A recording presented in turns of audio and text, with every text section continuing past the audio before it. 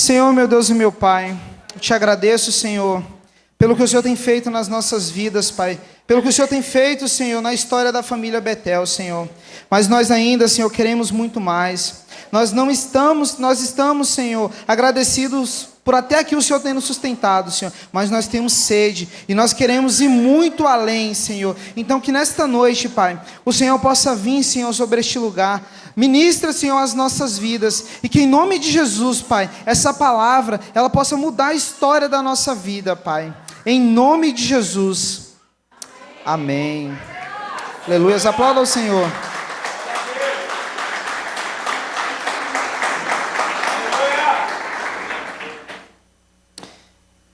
Eu estava numa quinta-feira, fazendo uma visita, tranquilo, sabe? Aí chega aquela mensagem do seu líder, do seu pastor. Aí eu estava falando com ele durante o dia, mas eu não tinha falado nada, né? Aí chegou a noite, estava quase perto de jantar, aí ele me manda uma mensagem: tem uma missão para você. E eu nem tinha, estava com a cabeça longe. E ele falou assim: tem uma missão para você muito importante. Falei: manda aí. Missão dada será missão cumprida. Aí ele falou assim... Aí eu achei que não era isso, né, gente? Aí ele falou assim: você vai pregar no culto domingo. Aí eu mandei uma carinha para ele, né? Tirei uma foto do Miguel com uma carinha de espanto, né? Ele falou: você está assustado? Eu falei: não. Eu falei assim: você me pegou de surpresa. Mas um líder que anda despreparado é um líder que a qualquer momento pode ser abatido. Eu falei para ele assim: eu não sei o que o Senhor quer que eu fale para a igreja, mas considere a missão cumprida. Nós, a igreja da família Betel, nós precisamos andar preparados, atentos. A qualquer momento, o Senhor ele pode trazer algo para mim e para a sua vida. Só que se a gente estiver desatento, talvez essa bênção pode vir e pode passar. Então nós precisamos estar conectados, precisamos estar na mesma essência do Senhor. Você que trouxe sua Bíblia, abra aí no livro de Atos dos Apóstolos, no capítulo 4, verso 1. Quem não trouxe pode acompanhar aqui no telão. Enquanto Pedro e João falavam ao povo, chegaram os sacerdotes, o capitão da guarda do templo e os saduceus. Eles estavam muito perturbados, porque os apóstolos estavam ensinando o povo e proclamando em Jesus a ressurreição dos mortos. Agarraram Pedro e João, e como já estava anoitecendo, os colocaram na prisão até o dia seguinte. Eu fui orar, fui pedir para Deus, eu falei: Senhor, me dá uma palavra. E eu estava fazendo um devocional no livro de Atos, e o Senhor chamou a minha atenção para Pedro e João. Eu falei: Senhor, Pedrão, a gente está usando tanto Pedro. Eu falei: o que o Senhor quer nos ensinar? Porque às vezes nós olhamos para Pedro e vemos uma pessoa às vezes difícil de lidar, mas também nós olhamos para Pedro e vemos um grande apóstolo. Aí você fala: nossa, tem hora que Pedro está lá em cima, tem hora que Pedro está lá embaixo. É como se a gente colocasse um espelho na nossa frente. Da mesma forma que você enxergou os altos e baixos de Pedro, nós também passamos por isso. E eu falei: ninguém melhor do que Pedro. Aí ele quis acrescentar João. Eu falei: João é um apóstolo top. E ele veio, é como se fosse uma dupla. A Bíblia fala, se você for analisar, em alguns livros ali do Novo Evangelho, sempre tem relatos que Pedro estava andando com João. Então eu imagino que eles deviam ter uma amizade, eles estavam próximos ali. Nós precisamos ter a unidade com o nosso irmão 12. Nós não podemos andar sozinhos. Quando nós vamos sozinhos, talvez você até consegue resolver o que você precisa, mas o fardo ele vai ser muito mais pesado. Quando você anda em unidade com seu irmão, você consegue dividir o trabalho, mas vocês também usufruem a bênção junto. O Senhor, Ele derrama. E é muito melhor você receber em unidade do que você receber sozinho. Porque junto nós vamos muito mais longe. E nós precisamos ter esse entendimento, que nós precisamos atrair um irmão, nós precisamos aproximar a nossa vida de um irmão. E essa proximidade, ela vai gerar frutos. E esses frutos podem mudar as nossas vidas. Aqui, aqueles homens, aqueles sacerdotes, eles estavam incomodados. Porque Pedro e João, eles estavam pregando o evangelho do Senhor. Eles estavam dando continuidade no legado do Senhor.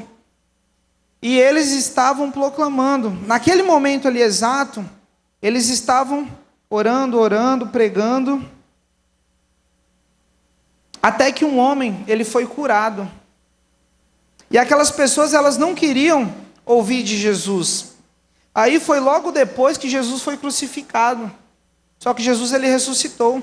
Então, eles estavam fazendo de tudo para que o evangelho não fosse pregado. Quantas vezes nós fomos falar de alguém para Jesus e alguém ficou incomodado, alguém não queria ouvir, alguém te deu um corte? Você parou, você desistiu no primeiro não que você recebeu ou você continuou? Aqueles homens, eles foram presos. E se a gente observar, que no verso 3 fala que já estava anoitecendo. E acontecia que as pessoas eram presas e elas precisavam ser julgadas. Só que como já estava à noite, teria que esperar o próximo dia. Então eles passaram uma noite na prisão. E essa noite que eles passaram, eu tenho convicção que não foi uma noite de angústia. Porque quem tem Jesus no coração, sabe o que quer e aonde Jesus vai nos levar, não tem medo de nada, não tem preocupação. Então aqueles homens, eles não estavam preocupados com aquela prisão. Aqueles homens, pelo contrário, eu imagino que deve ter sido a noite que eles passaram intercedendo. Não pelo fato de eles estar presos, mas pelo fato de eles levantarem um clamor. Porque eles não queriam parar de pregar o evangelho. E nessa noite, o Senhor, Ele quer construir um caráter de coragem dentro da gente. Fala assim para o seu irmão, seja corajoso. Fala para o outro aí, coragem. Olha o que nós precisamos ter essa noite. Rola o tema aí, multimídia. A coragem que nós precisamos ter. Nós precisamos receber um espírito de coragem do Senhor. Essa coragem, ela pode mudar muitas vidas. Ela pode mudar a história de uma nação. E tudo começa com um homem e com uma mulher. Olha para o seu lado aí, vê se você enxerga um homem ou uma mulher. Você está enxergando alguém, não está? Uma pessoa é suficiente para mudar a história de muitas vidas. Hoje o Rodrigo falou uma coisa importante. Enquanto ele estava fazendo o encerramento do encontro, ele falou o testemunho da pastora Lucineide, que ela estava passando uma situação difícil, ela estava cansada, e ela procurou socorro no Senhor, em Jesus. Uma pessoa, através de Jesus, ela começou a escrever a história da família Betel. Se você for parar para pensar quantas pessoas tem hoje aqui, a história de todos nós começou através de um ato de coragem de uma pessoa. Uma pessoa que estava cansada de viver a vida que ela tinha e queria algo novo. E só pode viver uma mudança quem tem coragem de sair da posição que está. Sabe aquela pessoa que fala assim, eu vou mudar, hoje eu mudo, mas não toma uma atitude, ela só fala da boca para fora. Se ela não tiver o posicionamento de sair da onde ela está, para que a vida dela seja transformada, se ela não tiver a coragem, ela vai continuar do mesmo jeito. O discurso vai ser o mesmo todos os dias. Eu preciso. Eu preciso o quê, gente? Nós precisamos ter coragem. Nós precisamos disso Nós não precisamos viver uma vida de desculpas, mas pelo contrário, nós precisamos viver a nossa vida com atitude. Joga o verso 4 aí. Mas muitos dos que tinham ouvido a mensagem creram, chegando o número de homens que creram a perto de 5.000 homens. Aí eu parei para pensar, aqueles caras pregaram uma palavra poderosa, porque 5.000 homens tiveram a vida transformada. Vou fazer uma pergunta simples. Você responde para você mesmo. Para quantas pessoas você falou de Jesus hoje? Às vezes nós não estamos conformados com os resultados que nós estamos obtendo no nosso ministério, na nossa vida. Só que o que nós temos feito para que esses resultados mudem? Você às vezes não está conformado com a sua família, com o seu casamento. Só que às vezes nós não fazemos nada para ter essa mudança. E nós precisamos abrir a nossa boca. E eu fui parar para analisar. A Bíblia naquela época, eles só contavam os homens. Então quer dizer que a maioria dos homens que andavam naquela época tinha uma esposa e a maioria tinha filho. E eu fui fazer uma conta média aqui. Falei, se tinha 5.000 homens, vamos arredondar aí. Pedro e João, eles pregaram por uma média de 12.000 pessoas. Porque só contaram os homens. E com certeza a maioria daqueles homens estavam acompanhados. Quer dizer, eles estavam com uma expectativa de alcançar uma vida, mas eles alcançaram muito além do que eles imaginavam. Um ato de coragem salva vidas. Aquele ato que aqueles homens tiveram, porque aqueles homens praticamente naquela época eram caçados. Para falar de Jesus não é igual hoje. Às vezes, nós falamos de Jesus como se Jesus ele fosse uma esmola para o mendigo. Você tem que ficar implorando para a pessoa ouvir. Só que nós temos que ter um entendimento. Jesus ele é o pão da vida que nós precisamos. E nós precisamos entender. Deus falou primeiramente isso comigo. Quando eu vou falar de Jesus, eu não preciso ficar... escuta Jesus. Nós temos que pregar. O id é claro. Mas se a pessoa não quer, tem outras pessoas que precisam. Não desista do primeiro não que você ganhou. Da primeira pessoa que te deu não. Mas não se prenda a ela, não pare nela. Porque se você parar no primeiro não, você não vai conseguir alcançar outras pessoas. Aqui na igreja tem alguns desses testemunhos. Às vezes, o líder foi lá, falou para uma pessoa da família. Ela foi lá, falou de Jesus, falou, e teve um não. Aí você fala, aquele cara ali é difícil, então eu vou para outro. Ele foi lá no irmão. Aí no outro irmão, falou com um, aí foi no irmão do cara. Pregou, não rolou. Aí ele fala, essa família é difícil. Eles não querem saber de nada. Eu vou jogar, sabe de uma coisa? Eu lavo as minhas mãos.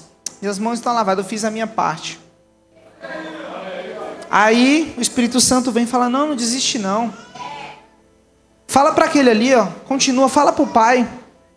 Caramba, o pai tem um coração muito duro. Tá explicado porque os filhos são desse jeito. Aí você vai e chega na mãe. Ou você vai e chega no outro irmão. Você não parou de propagar o evangelho. Até que você chegou em alguém que precisava, que estava clamando, que estava com um grito de socorro. E a verdade que você levou para aquela pessoa, era aquilo que ela estava procurando, aquilo que ela estava precisando. Então aqueles homens, eles saíram e foram levar a palavra do Senhor. Só que aqueles homens, eles ficaram numa situação difícil. Eles estavam presos, só que a Bíblia fala que enquanto eles estavam presos, havia uma multidão lá fora, que já tinha sido, lá no verso...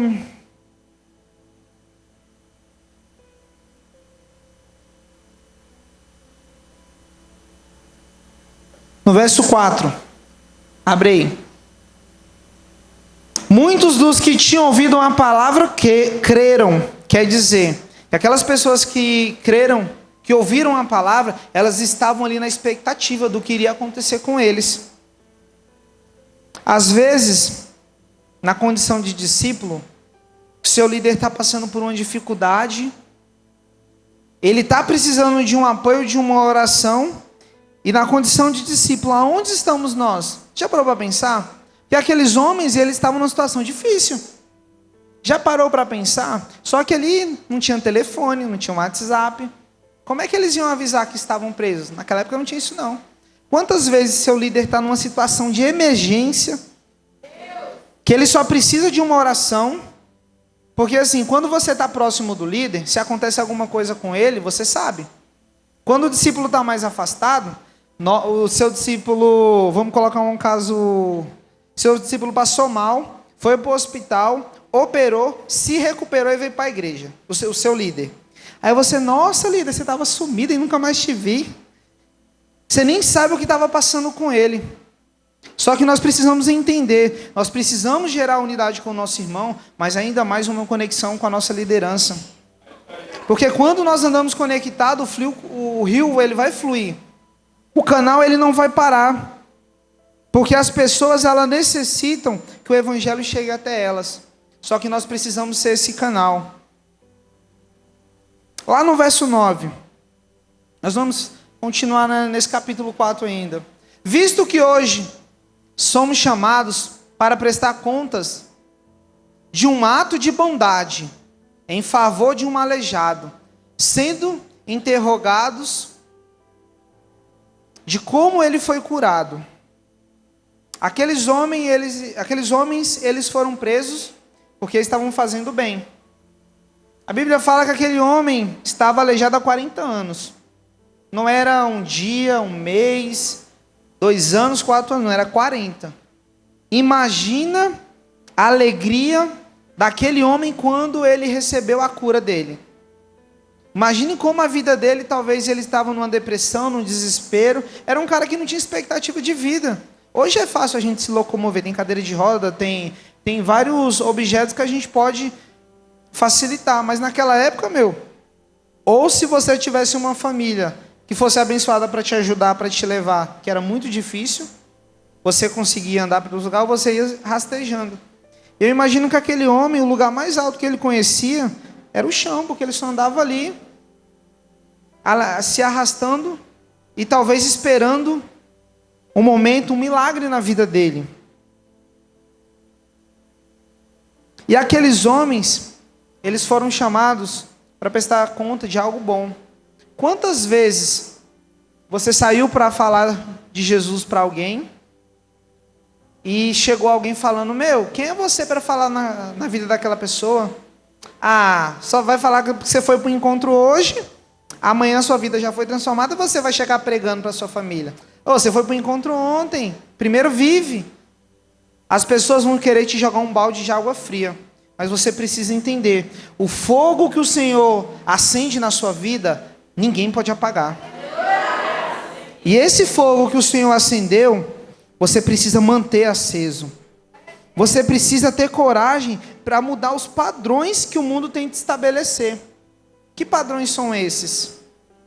Que dentro de um casamento só tem briga, que dentro de um casamento o adultério é comum, que dentro de uma casa o filho não obedece o pai, que é normal beber, que é normal fumar, que é normal se prostituir, ir para o baile funk na sexta e já emendar no trabalho na segunda-feira. Isso são os padrões que o mundo quer estabelecer na vida, nas nossas vidas e no mundo hoje.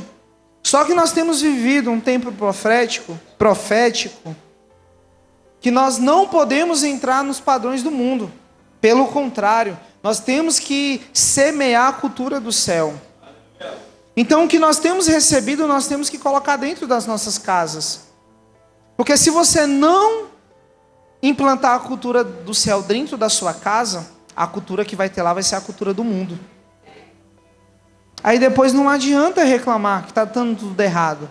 O negócio não está rolando, não está indo, só está tendo briga, só está tendo destruição, meu filho não me obedece, está perdidão no mundo. Mas quais são os princípios que está tendo lá dentro? O que nós precisamos fazer? Perguntei para o seu irmão, o que é preciso fazer? Nós precisamos estabelecer princípio. Estabelecendo princípios dentro da nossa vida, dentro da nossa casa, a cultura do céu ela vai reinar. E esse tempo de construção é o tempo que nós temos que parar e analisar. Em 2020, este é o ano que nós temos que projetar no mínimo 10, 20 anos à frente. Porque no ano da alegria você sorri, você ganha bênçãos. No ano da multiplicação você multiplica. No ano do avante nós fomos avante, mas no ano da construção você tem que planejar.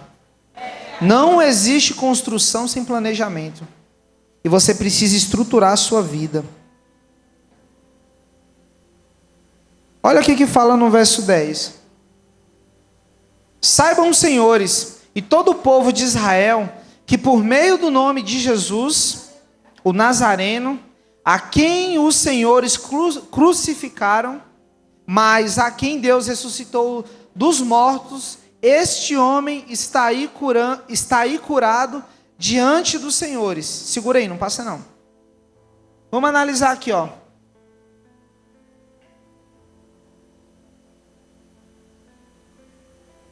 O povo de Israel, e por meio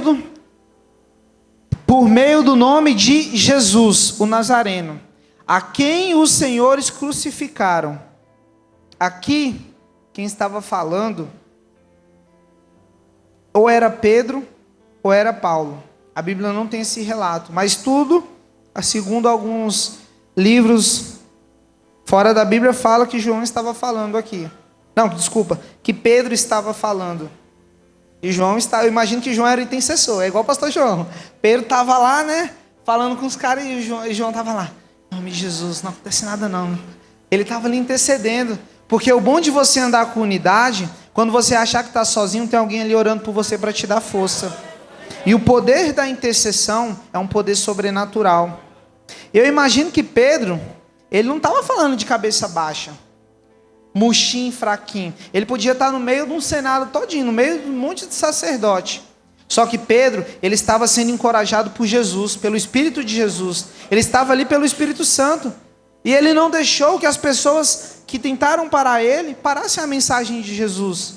Eu imagino que quando ele foi falar isso, ele só não passou a espada na orelha de mais um ali, porque não tinha uma espada na hora.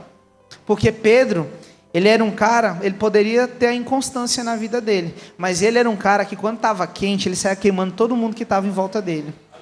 Porque o fogo que havia na vida de Pedro era um fogo encorajador. E aquele homem, ele estava ali falando na condição de filho de Deus. Porque quando você conhece seu pai, você fala com propriedade. Aí pula para o verso 11 aí. Aí essa aqui, o Senhor mandou para mim, mandou para nós, que somos os construtores. Este Jesus é a pedra que vocês rejeitaram. Vamos só até aqui, vamos apanhar daqui um pouco mais. Aqui, aqueles homens, eles rejeitaram Jesus e crucificaram. Aí você fala assim, não, mas aqui você está falando daqueles homens que condenaram Jesus. Sim, mas se nós colocarmos isso dentro da nossa vida, nós também às vezes rejeitamos Jesus. Sabe como? Sabe quando o seu líder, ele te convida para fazer uma visita com ele? Que você não tem nada marcado.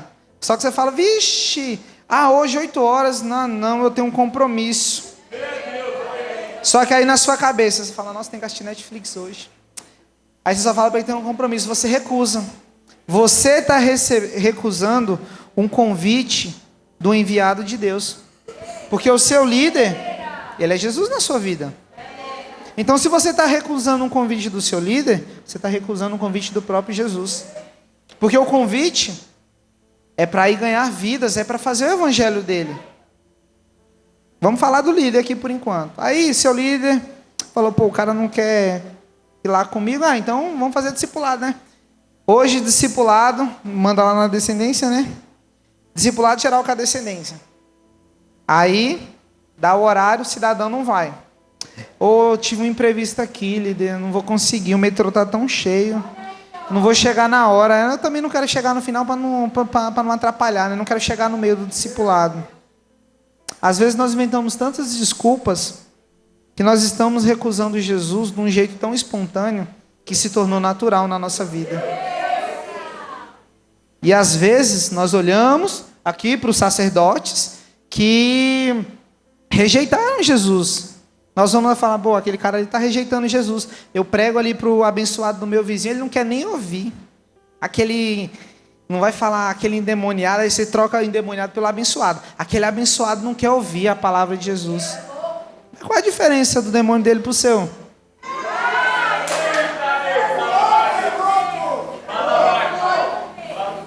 E pior que tem diferença, porque ele ainda não conhece a verdade, a gente conhece.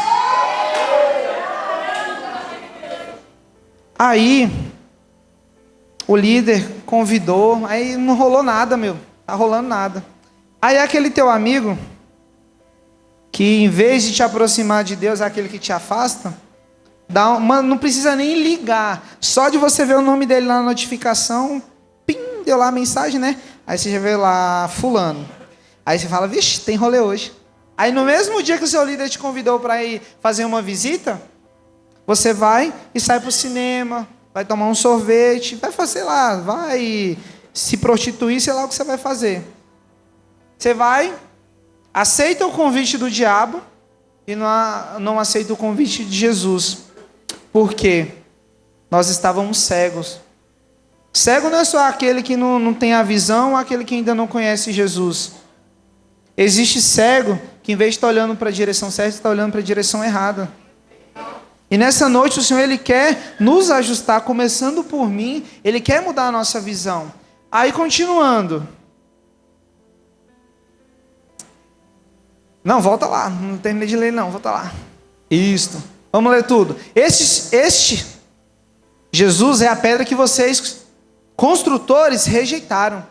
E que se tornou a pedra angular, se tornou a base de tudo. Aí você recusou, achando que não ia rolar. Quantas vezes você deu um perdido no seu líder, e quando você menos esperou, quem você encontra na rua? Quem você encontra onde você estava? Aí sabe aquela carinha que você faz, aquela desculpe, de verdade, eu tentei achar qualquer outra expressão, mas eu vou ter que falar essa porque é o que acontece mesmo. Aí você vem e faz aquela cara de bunda. Nossa, oi, tô evangelizando uma amiga aqui, ó. Tô evangelizando. Sabe aquelas desculpinhas farrapadas? Nossa, você por aqui. Nossa, você não falou que ia fazer uma visita, tá aqui? Aí você quer se colocar na condição de juiz com seu líder. Já acabou a visita? Uma hora dessa, 15 minutos, que visita foi essa? Já parou para pensar? Quantas vezes nós fazemos isso e a nossa vida continua a mesma coisa, porque nós não estamos vivendo aquilo, os princípios que o Senhor está estabelecendo na nossa vida.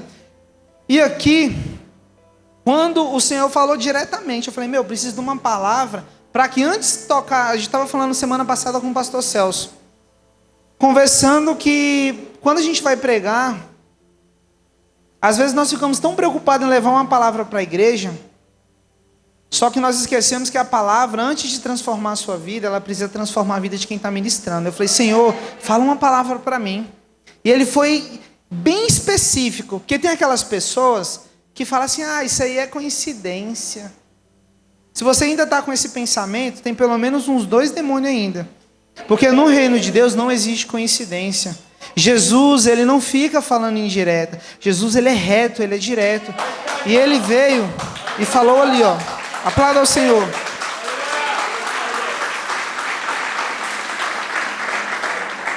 Jesus, ele é direto. Ele está falando para quem? Para os construtores. Ele está falando para mim e para você. Aí passa para o próximo. Não há salvação em nenhum outro, tem outra versão, em nenhum outro lugar. Pois debaixo do céu não há nenhum outro nome dado aos homens pelo qual devamos ser salvos. Cara, não existe. Não existe de maneira nenhuma. Você pode ser aquela pessoa que hoje parou aqui na igreja, é o crente macaco, né, que vive só de galho em galho, tentando achar uma palavra que vai confortar o ego. Aí você fala, essa igreja aqui não tá rolando não, essa igreja aqui é muito, muito dura. Essa igreja aqui não dá. Mas entenda uma coisa, as igrejas que você nunca concorda, é as igrejas boas, sabe por quê? É as igrejas que estão pregando Jesus. Porque quando você achar uma igreja que você gostou, você fala, essa igreja aqui é top, meu, não vai pra lá não, porque você vai estragar ela. Sabia? Às vezes você fala assim, não, meu, isso aí você está falando pro meu vizinho. Nós somos, começando por mim. Você já parou para pensar o trabalho que às vezes você dá pro seu discipulador? Eu sou uma bênção, não. A única coisa que meu líder só pensa em mim na condição de um discípulo abençoado. Isso você pensando, né? Mas será que é realidade? É verdade, isso acontece. Só que nós temos que mudar essa realidade. Porque a salvação, ela foi paga um preço. A salvação não é de graça, não. Você fala assim, nossa, eu entrei nesse lugar e hoje eu vou abrir meus braços, vou aceitar Jesus e minha vida vai ser transformada. O primeiro passo é esse. Você precisa se prostrar diante do Senhor, reconhecer que a Bíblia fala ali que o único nome que está debaixo do céu é o nome de Jesus. Então é o nome que tem poder e autoridade para salvar as nossas vidas. Só que nós precisamos entender, a partir do momento que eu aceitei e decidi caminhar com Jesus, eu preciso ter coragem para andar com Ele. Jesus, ele estava ali com os discípulos e falou ali, larguem tudo e me sigam. Não fala exatamente quantas pessoas pararam de seguir Jesus, mas isso ele falando direto para os 12 ali, mas eu imagino que a multidão que estava com ele, uma boa parte deve ter falado, esse Jesus é meio ignorante, meu. Está falando para a gente largar tudo? Larga pai, larga mãe, larga filho, larga marido. Quantas vezes você trocou Jesus por uma situação que o mundo te impôs? Você foi lá no final e quebrou a cara. Quantas vezes seu marido, sua esposa jogou na sua cara? Ou Jesus ou eu? Você escolheu Jesus, você escolheu a pessoa, escolheu a situação, escolheu o emprego, escolheu o carro, escolheu a moto. Aí no final o que aconteceu? Perdeu tudo, quebrou a cara.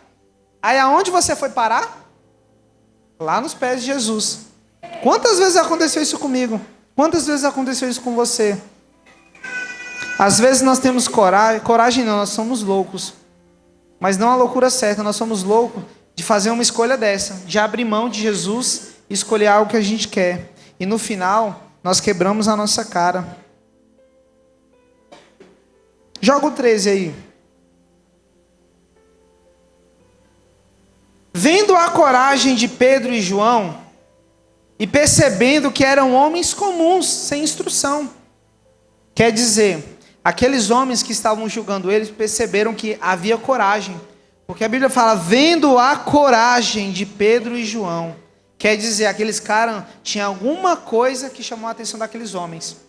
Talvez naquele dia ali, alguns podem ter falado, pô, esses caras são abusados. Quantas vezes nós já recebemos esses títulos? Esses crentinhos, quem eles acham que são? Aí você se sente ofendido. Se você se sente ofendido quando alguém te chama de crente, tem alguma coisa errada. Porque se eu acredito em Jesus, eu sou crente. Quando alguém falar em relação a Jesus de você se sentir ofendido, é porque não está rolando. Porque a Bíblia fala que no mundo nós teremos aflições. Mas contudo, tem de bom ânimo, pois eu venci o mundo. Jesus está falando, vai ser difícil. Não vai ser facinho não. Mas nós temos que ter força, nós temos que ter coragem. E eu parando para pensar, eu falei, estava brincando com os irmãos lá, quando a gente estava fazendo uma atividade lá no encontro, e eu falando para os caras, força, força. Falei, Jesus carregou uma cruz pesada, e ele tinha muita força. Aí na hora, o Espírito Santo já veio. Nem todo momento, falando para mim, nem todo o percurso que Jesus carregou aquela cruz, foi momentos que ele estava com força. Mas é o momento que ele tinha coragem de não desistir. Porque talvez fosse Jesus, não tinha mais nada, meu. Jesus estava todo chicoteado, todo destruído, dilacerado. Mas ele teve a coragem de continuar. Por mim e por você. E a Bíblia fala que Pedro e João eram homens comuns. Aí você fala, pô, para pregar o evangelho tem que ser um cara que tem faculdade, que fala bonito, que é um cara, um homem e uma mulher de Deus, que precisam falar bem, que não precisa, não tem que ter a timidez, tem que ser um cara top. Só que nessa noite Jesus está falando não. Não para os nossos achismos. Ele pode usar, como ele já está usando, ele pode usar eu e você. Ele pode nos usar, ele quer nos usar. Só que você precisa entender uma coisa. Para de achar que Jesus vai usar só seu irmão. Jesus, ele quer usar você. Existem dois tipos de filhos. O filho que ouve as histórias e o filho que escreve as histórias. Que tipo de filho nós queremos ser nessa noite? Um filho que tem um testemunho, que prega, que vive um testemunho, ou um filho que só chega e fala assim, eu tenho um irmão que o cara é top, mano, meu irmão é top, mas você só fala das pessoas, você não tem um testemunho de vida, você não tem um testemunho no reino de Deus. E o Senhor, ele quer mudar isso.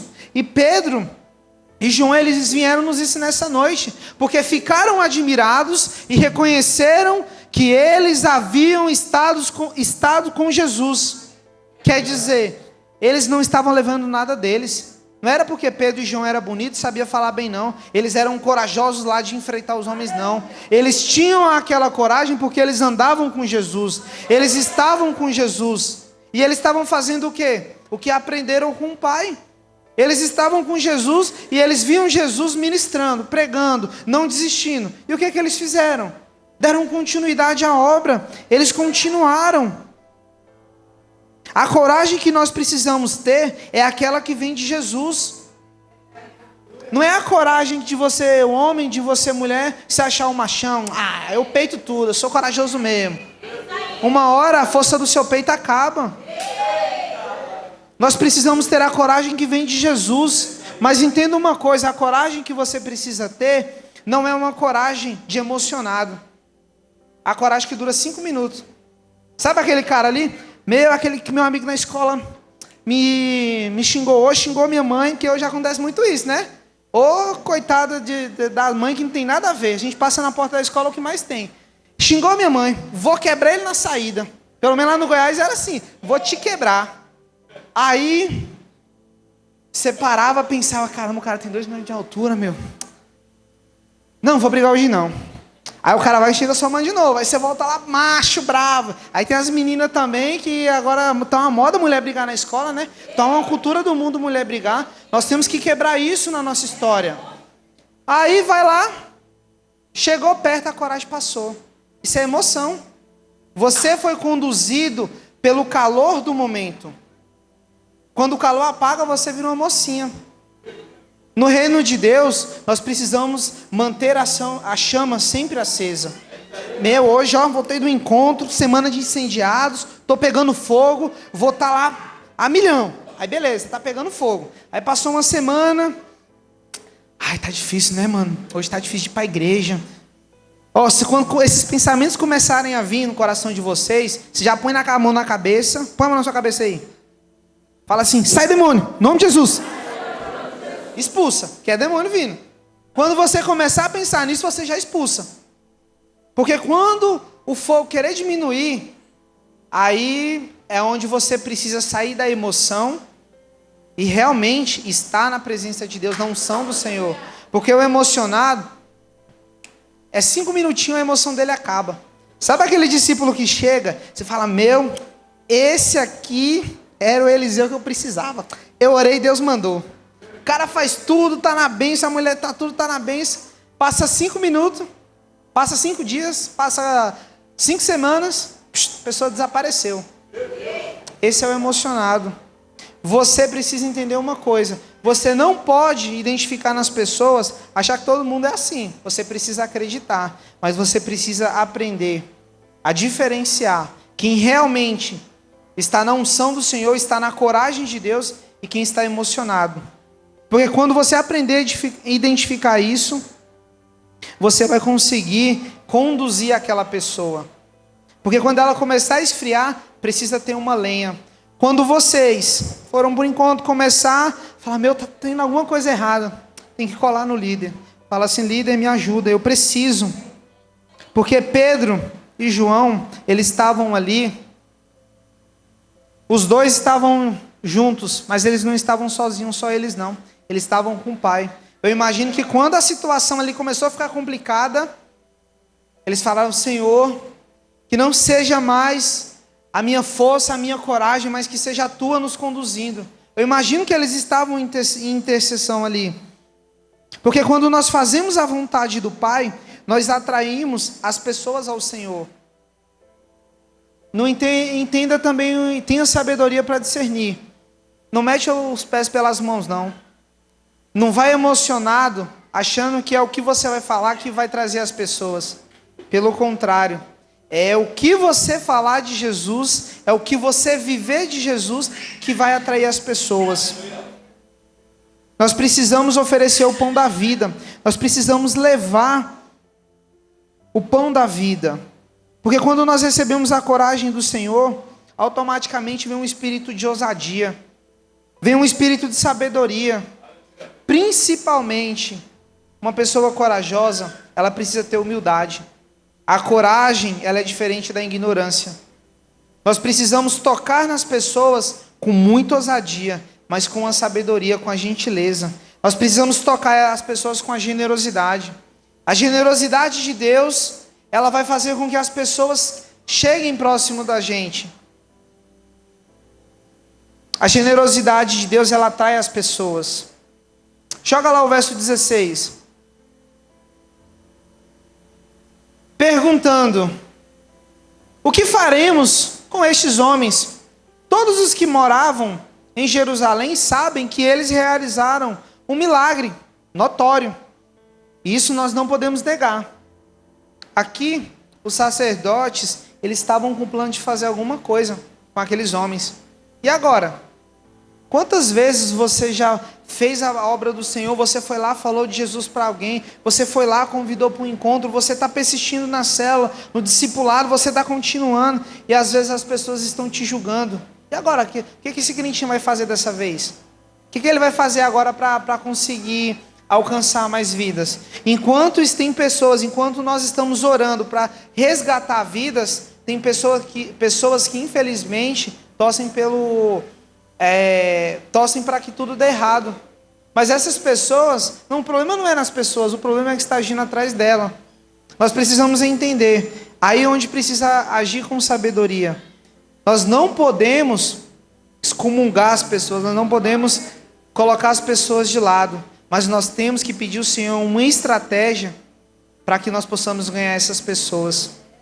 Porque a Bíblia fala que quando nós agimos com sabedoria, o Senhor, Ele nos usa.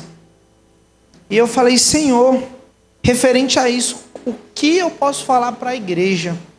Como o Senhor pode mudar a vida de uma pessoa que quer tudo que dê errado, e você chega e vai transformar a história dela? E essa semana passada teve um evento, realmente parou o Brasil. Descende.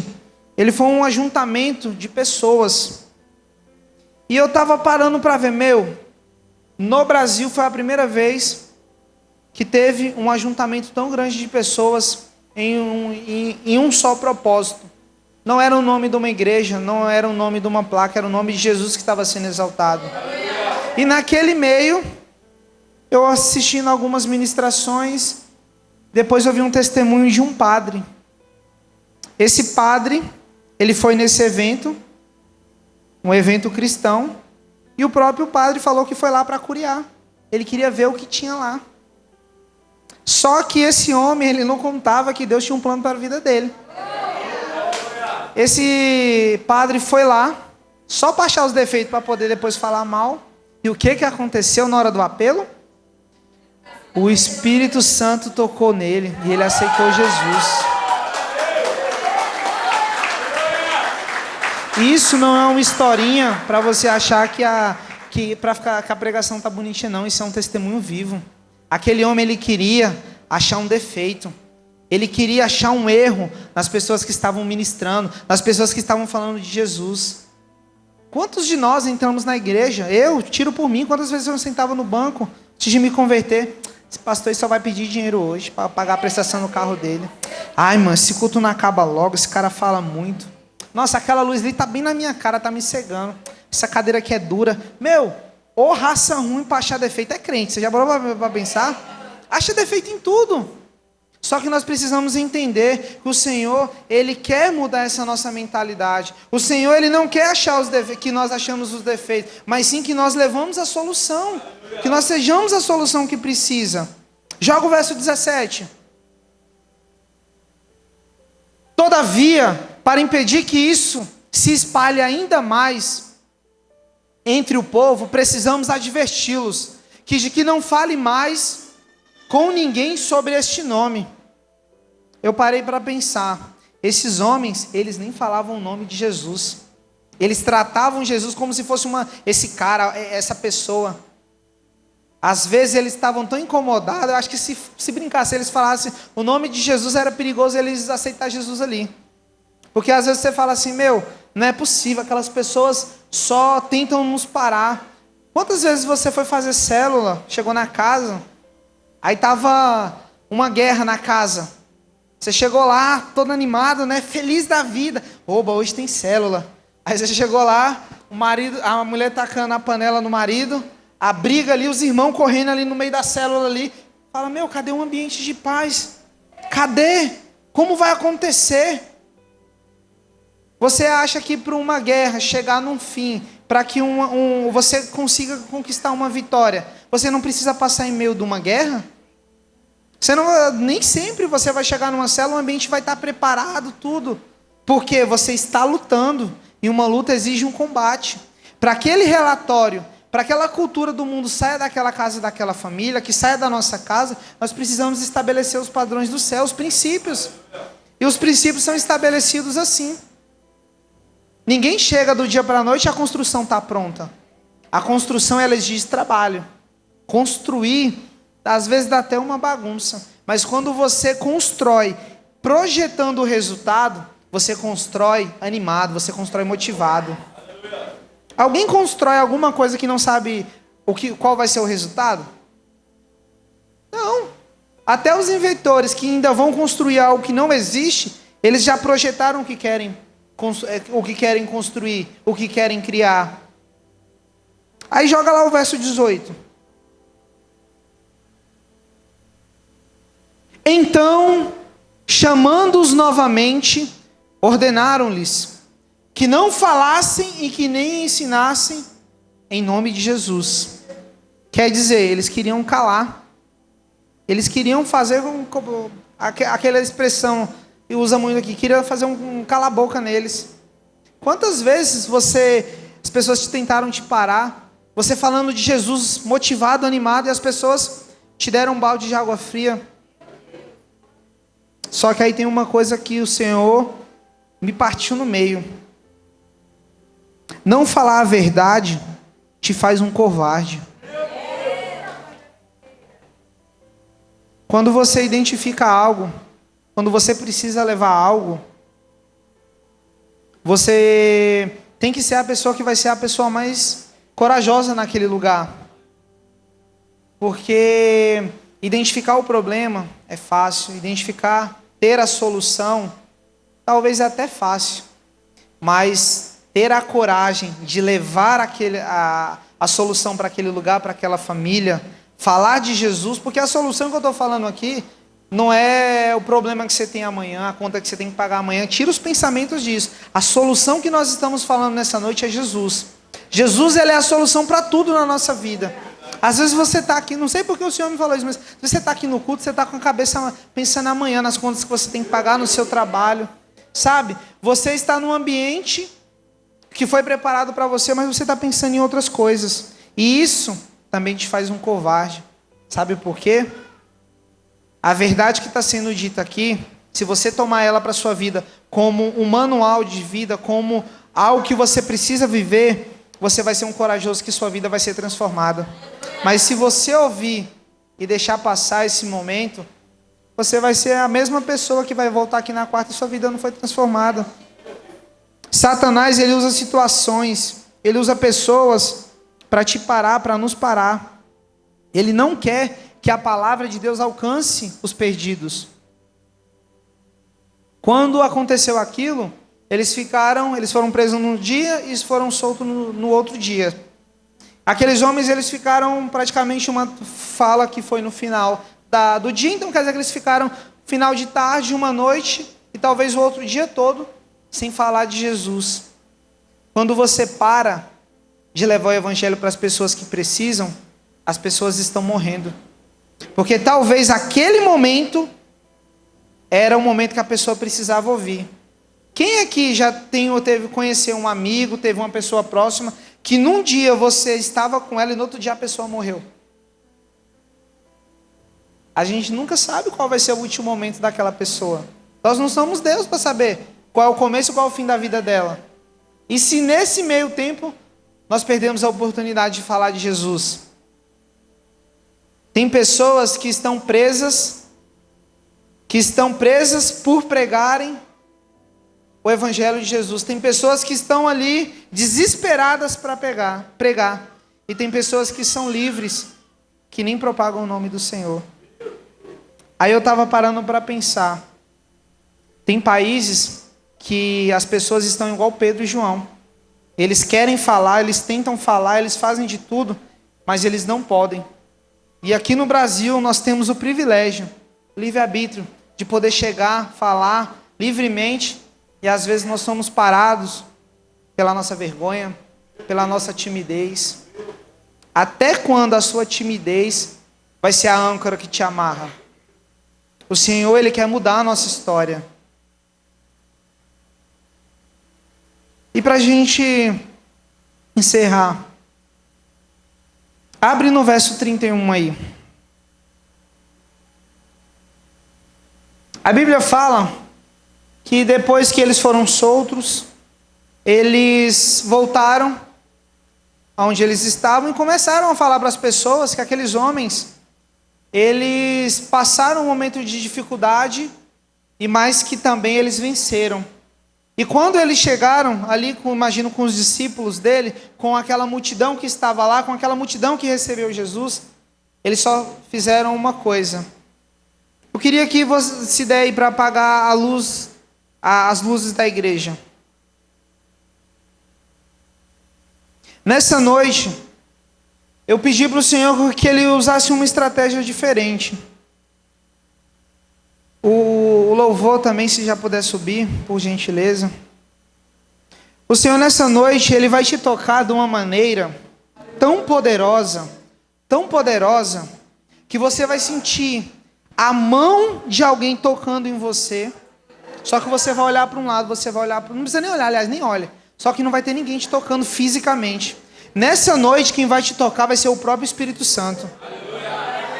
Só que para você chegar nesse nível, no mais profundo do Senhor, você vai precisar fazer algo que você nunca fez. Você vai ter que ter a coragem que você nunca teve. Você que estava amarrado às suas desculpas, o seu medo, talvez a sua covardia. Nessa noite você vai jogar tudo fora. E o Senhor, Ele vai escrever uma nova história para você. Nessa noite o Senhor, Ele vai transformar. Nessa noite o Senhor, Ele vai te apresentar uma pessoa especial.